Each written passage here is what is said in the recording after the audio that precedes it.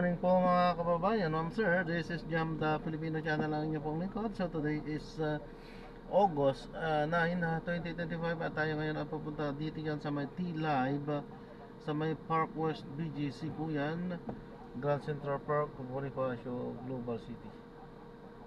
At dadalhin po natin yan sa may Rockwell Building sa may Poblacion, Makati. Okay, magbabalik po tayo mamayang konti po pag nakuha na po natin sila. Disclaimer lang po, ang content po natin ay kalsada at hindi ang passenger. Kaya naman sakali man po na may marinig kayo mga pangalan ng lugar, pangalan ng tao, pangalan ng organisasyon sa government o private, ganyan ay wala pong kinalaman ng channel na ito at wala pong pinapatungkulan. Lahat po na pinag-uusapan dito ay pawang dito lamang po yan sa loob at wala pong pinapatungkulan sa labas. Okay po, magbabalik po tayo mamayang konti po pag nakuha na po natin itong ating susunod na mission.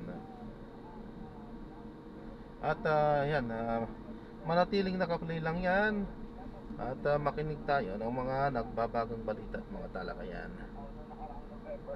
Pa rin dahil nagpupuliligid sa kanya sa Senator Ronald Bato de la Rosa.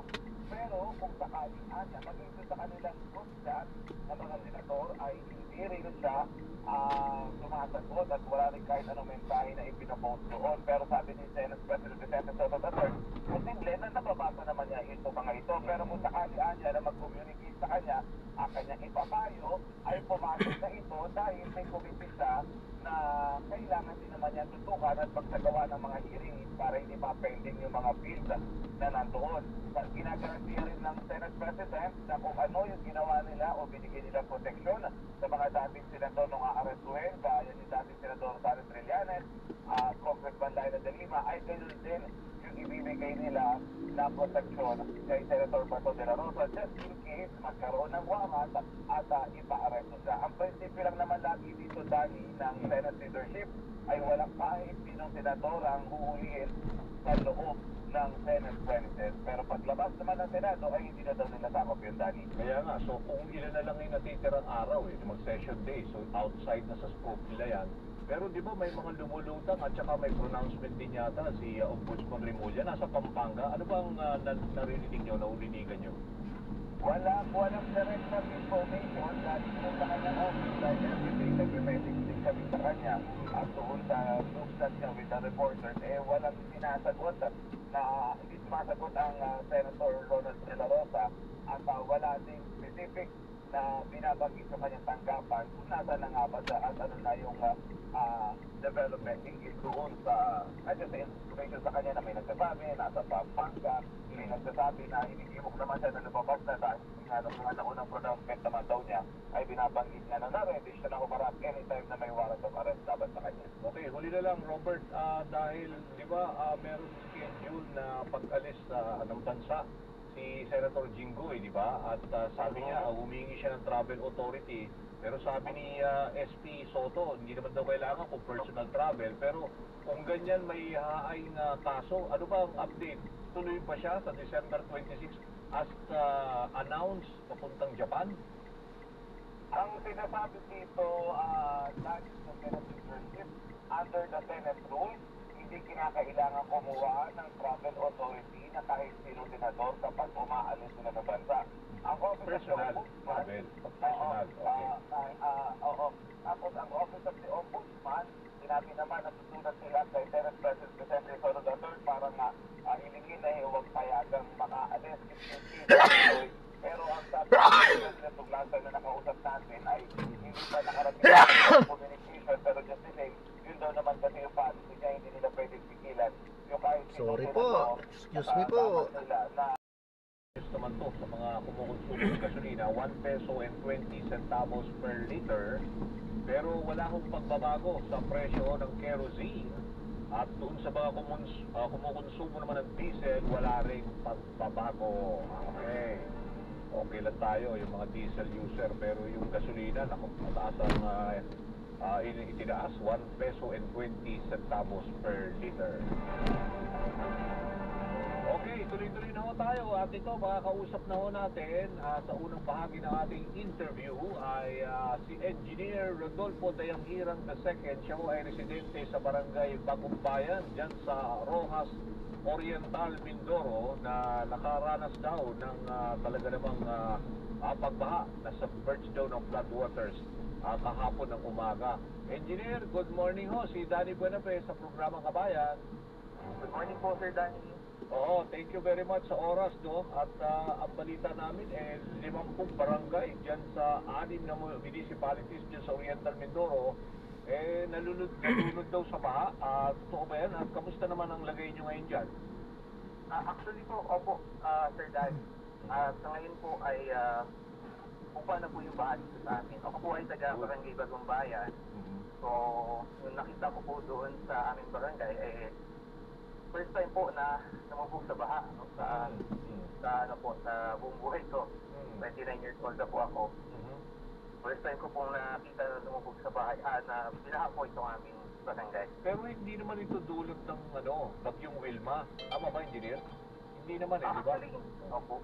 Hindi ko rin po actually alam, sir, ang kung siya ay galing sa Wilma or pero nagkaroon po kasi, sir, ng thunderstorm the night Shear before. line yung binabanggit. Shear line. Opo. Oo, bahagi lang na malakas. Ano ba yun? Tuloy-tuloy na pag-ulan. Mga ilang oras yun, Engineer? Kwento ko lang po, sir, no? Sige, okay, please. Apo, 12 po, mga 12 a.m. po kasi, nakauwi ako dito sa amin. Nagsimula na po yung ambon. So, nakatulog na po ako noon. Madaling araw yun, 12 a.m. Yes po, yes ng po. kahapon, Yes po. Monday. Tama? Yes po, Okay. yes po. At 3 a.m. po, nagising ako dahil sobrang lakas po ng ulan, saka ng thunderstorm. So, ako po na hindi naman po kami sanay na binabaha dito, okay lang. So, safe naman po kami. Hanggang nagising po ako ng mga around bago po mag-6, siguro mga 5:30 po. Nakita ko po yung aking messenger, may mga nag-PM na binabaha na nga po, check po yung mga sasakyan sa labas, saka may mga paglabutan. So, paglabas ko po, Sir Danny, nakita ko po talaga na yung amin po kasing garahe, yung tubig, umabot na doon sa kalahati ng gulong ng sasakyan. So talaga naalala mo po kasi first time po yun. Oo nga, pinapakita nga namin yung video habang kausap na namin para doon sa mga natin, teleradio viewers. So, ang taas nung baha, yung parang malakas siya na floodwater, tama ba? Opo. Tapos ang ginawa ko po nun, sir, after po nun, tinignan ko po yung paikot ko, perimeter ko. Gusto ko makita ko anong itsura ng aming bayan, ng aming barangay. So, nagbalipad po ako ng drone para po makita gano'ng kalala yung sitwasyon. Para makita ko po kung kailangan mag-evacuate o ano. So, nakita ko po, paglipad ko ng drone, na yung mga waterways po namin, kasi likod po namin ay ilog, ay talagang umapo po. Nanson ko, umapo po yung tubig sa ilog. Mga anong oras yun? Anong oras yun, Engineer? Yung nagpalipad ka ng drone? 6 a.m. po. So, bali, 6 na oras na tuloy-tuloy na pag-ulan, yung mga time na yung nagpapalipad ka ba ng drone, maulan pa rin yun? Nung nagpalipad po ako ng drone, sir, kasing matigil na yung ulan. So, nung time po na yun, hindi na siya umulan. Konting ambon-ambon na lang po. Pero mataas na yung baha. Ganon. Opo, mataas na po. At pati po dun sa mga kasamahan ko dun sa trabaho, nagsasabi po sa akin na kanina pa daw madaling araw na tumataas. Kasi may mga parts po dun sa kanilang lugar na mas malala na ang sabi nga po sa akin ay lagpas daw ng sa lahat ng kanilang bahay yung baha. So sila po ay nag-evacuate na sa mga area nila. Sa Bagong Bayan din po yun, pero ibang sitio po. Okay. So, ibig sabihin, yung area mo, yung Bagong Bayan, yung ba yung katabi rin yun, yung Kantil, Paglasan, tama ba? San Isidro, Yes po, yes po. Sangay, San Jose? Sangay po, Sangay, yes po. Okay. Tapos nung Sir Danny, after po nun, may pinuntahan din po ako ng isang property namin. Doon po mas malala. So, lumakad po ako. Yung property po kasi namin na yun, paikot po meron po siyang dike, river dike po. No? So, hindi ko pa yung nakala, napasok pa rin yung tubig sa loob ng property. At manilakad ko po siya, nasa hanggang bewang na po yung sa likod ng aming property. So, first time po yun. Halos pumantay na po doon sa ilog Grabe, no? yung tubig. Pero sabi mo, first time na naranasan ninyo dyan, yung mga residente, yung nangyari na yan, na hindi naman talaga bagyo, para shear line lang. Yes, Kasi po. nga, we are witnessing ngayon mga extreme weather condition na eh. Yun nga, so mabilis na sa ngayon, mga oras na to, one day after, umuupa na, as in wala nang baha. Ngayon, engineer. Yes po. Yes po. Kagabi po, Umuupa. sir. Opo, kagabi, sir, ay umikot ulit kami para lang po ma-check din yung mga kasamahan namin. Okay. At halos na, ano na rin po, may mga konting pagbabahan na lang, pero halos tumuba na rin po yung, mabilis naman sir yung pag-subside ng baha po. Pero, Dito sa Bagong Bayan. pero ano ba ang sabi ng mga otoridad ninyo dyan? Ano ba yung nag-trigger? At may problema ba sa mga drainage? Or meron kayo dyan mga flood control na somehow is substandard? Ano ba ang info ninyo, yung feedback? Sir, yung mga info kasi sir na dumaan na sa mga tao lang po galing muna. Yes. Sabi yung mga may nasira daw na guys, no, sa barangay ng mga bayan. Okay? Pero yun po ay hindi naman daw totoo talaga. No? So parang ang nangyari po talaga, ang sinasabi po ay heavy rain daw po talaga nangyari. So hindi po nilaya ng volume nung capacity ng ating mga silog. Sobrang tagal din ng pagkulan. Pero, Yes. ibig sabihin, sabi mo, nung tumaas ng ganyan, nakita ko kasi ang lalim eh. So may mga lumikas, umalis sa bahay nila. Yes po. Yes sir. Okay, isaan dinala? May evacuation center o mga temporary shelter, yung mga, wala namang na nalunod o wag, o nawawala so far. Ano bang Sa report po kagabi sir, ay ang nanonood ako sa Facebook. Wala naman daw pong casualties na nangyari. Pero hindi ba kayo nawala ng kuryente? Nakasagsagan kahapon? Nagkaroon, nawala dito sir. Nagkaroon po, nawala. So, pa-on mo po yung namin. Bali.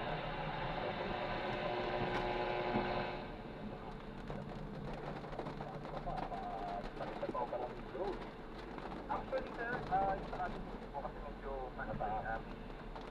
Pero yung katabi namin doon ay pinag po ng baha. Kasi medyo mababa yung kanila bahay po. Yung tayo ng property.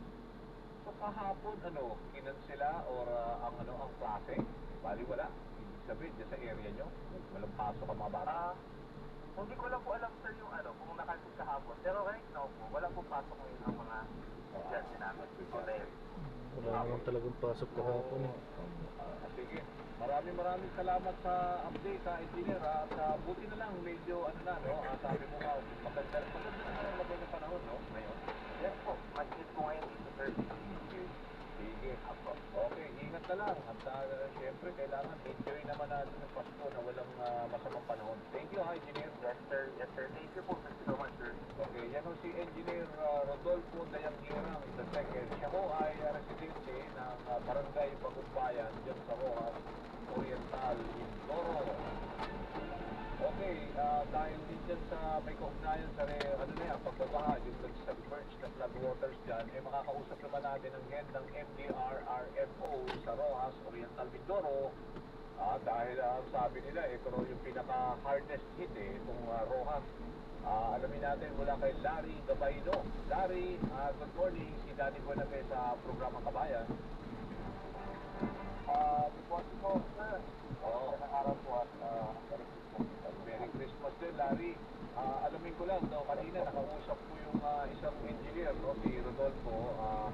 Sabi niya, talagang kahapon daw, kakaiba yung naranasan daw na pagbaha, yung dyan sa mismong Oriental Mindoro sa Rojas. Ikaw, sa MDR mo, ano ba nag-cause nito? Ano ba nag-trigger? Larry? sir, kasi po nung mga process ng madaling araw ay nagsimula na po yung heavy rainfall sa aming kabundukan. At bago po kami na nakarawan, ay nabiglaga lang po kami doon. Sana sorpresa po kami yung palaki ng tubig na ibinabagal na galing ng Isulagan River at mga apat yung Paco. Bali, yun ang mabigat madaling araw, so halos lahat. Kaya nagsisasabi ni Rodolfo, so parang nabulaga lahat yung mga tao kasi nag-overflow yung dalawang river channel nyo dyan. Gano'n, Larry? Yes sir, at wala na pang po nakakalala pa po yung ating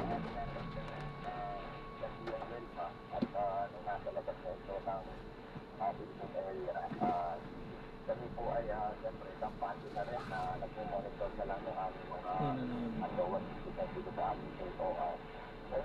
araw po ay lagi makasuwas sa tulad. Kaya nung pagdating araw ay ganun nga po ang nangyari. Sobrang laki nung tubig na dinala doon sa aking dalawang silog. Nag-lower matutulito at nagsimula yung pagbaha.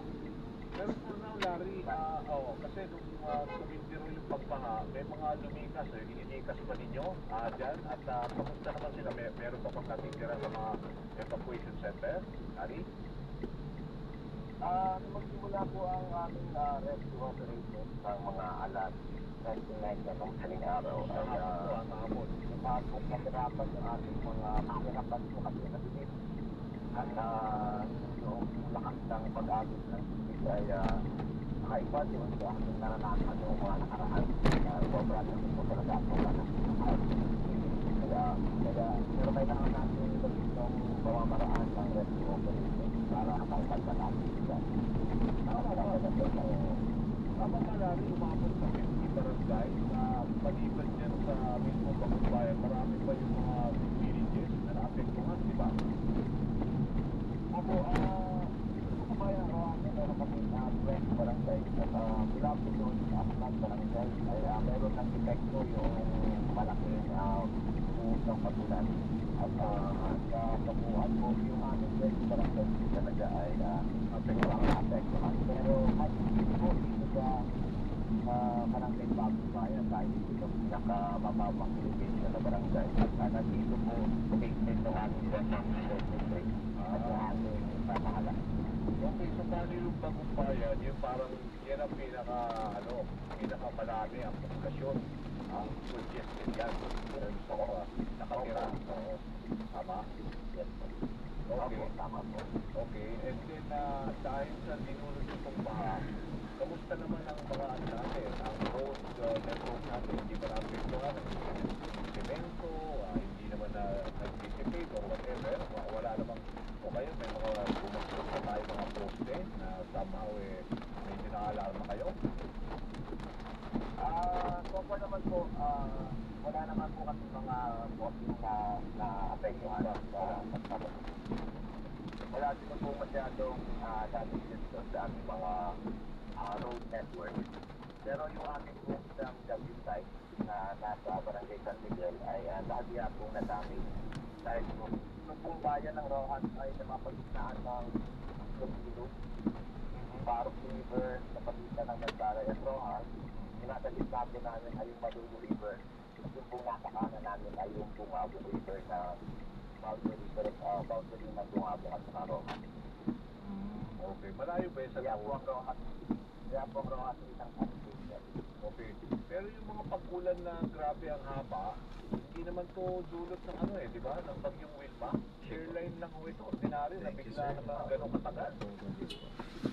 Oh, yes po. Ito po ay epekto lang ng airline at ang pinakabili po namin talaan ng pinakamalaktaas na baha dito sa aming bayan ay noong 1995 pa. At Ayan, so na-drop na natin sila. Grabe, after 1995. So maraming salamat po sa panunood. Hanggang sa muli po. Ingat at God bless. ito po talaga. Paalam po. Po ang apat na bagyo ko po. Muna pansamantala at tayo ay gagawa na ng ibang video Hindi ganito lang. sa ating susunod na misyon. Paalam po. Wala po namang pagkapahan na nangyari.